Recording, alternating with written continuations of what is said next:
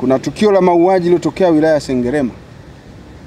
Jeshi la polisi mkoa wa Mwanza linamshikilia Doto Marco Sanan, ana umri wa miaka 18, ni mkulima mkazi wa Butonga wilaya ya Sengerema, kwa tuhuma za mauaji ya mtu aitwaye Elias John, ana umri wa miaka 18, mkulima mkazi wa kijiji cha Butonga wilaya ya Sengerema, kwa kumchoma na kitu chenye ncha kali sehemu za kifuani.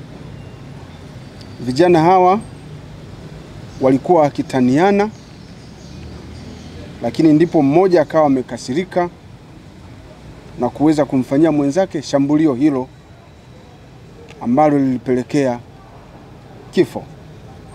Mtuhumiwa amekamatwa na uchunguzi utakapokamilika, jalada litapelekwa kwa ofisi ya mkuu wa mashtaka kwa ajili ya mapitio na maelekezo. Tukio lingine ni tukio la mauaji ambalo limetokea wilaya ya Ilemela. Mnamo tarehe 21 mwezi wa tatu mwaka huu majira ya ilikuwa ni majira ya saa 9 usiku huko katika mtaa wa Ghana, kata ya Nyamanoro, wilaya ya Ilemela.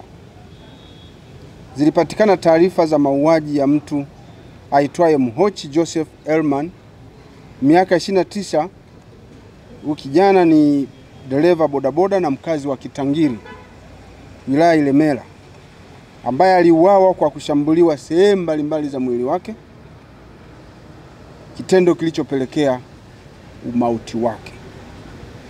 Jeshi la polisi lilifanya uchunguzi kufuatia tukio hilo na kufanikiwa kumkamata mtu aitwaye Athmani Morandi Stanislaus.